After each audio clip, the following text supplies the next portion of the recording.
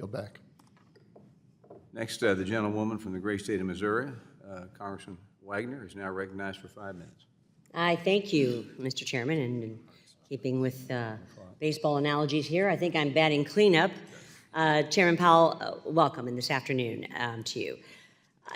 Chair Powell, in your testimony, you stated that, and I quote, longer-term inflation expectations appear to remain well anchored.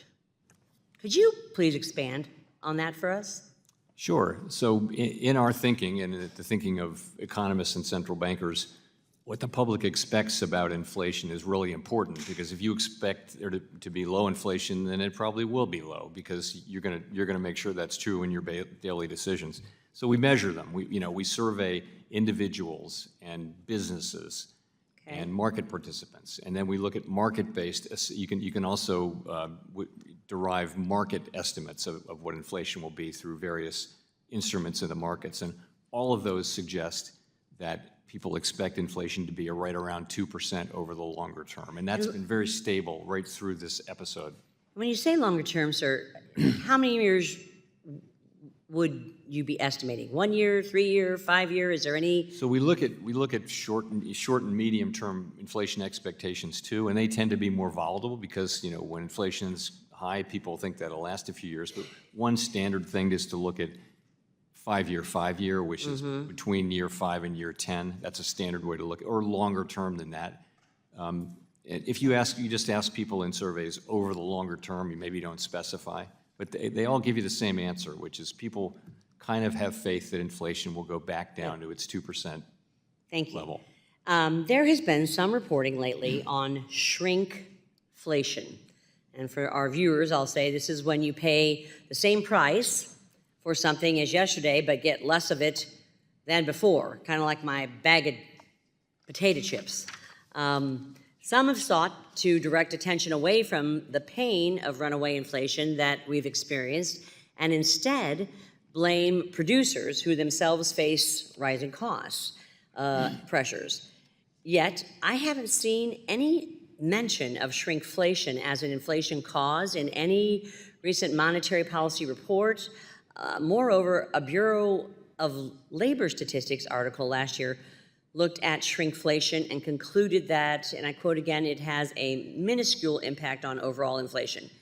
Chair Powell, from the Fed's perspective and analysis, has shrinkflation been a significant casual or amplifying factor in the runaway inflation of the past several years that has imposed maybe greater pain on American workers and households? I'd have to say no. I mean, I would say it this way, packaging in the U.S.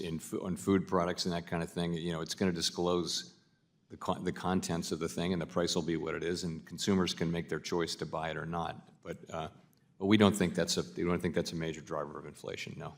I think from a producer standpoint, it probably is. If the cost of the item is exponentially higher. It may reflect costs on the part of the producer. It probably does, but that doesn't mean it's a cause of inflation as such. Okay, thank you. So, switching topics, the Federal Reserve has produced volumes of research over the last decade, highlighting the negative consequences of the debit interchange fee cap. Some of the economists who produced that research have even worked on this proposed rule, the Reg II.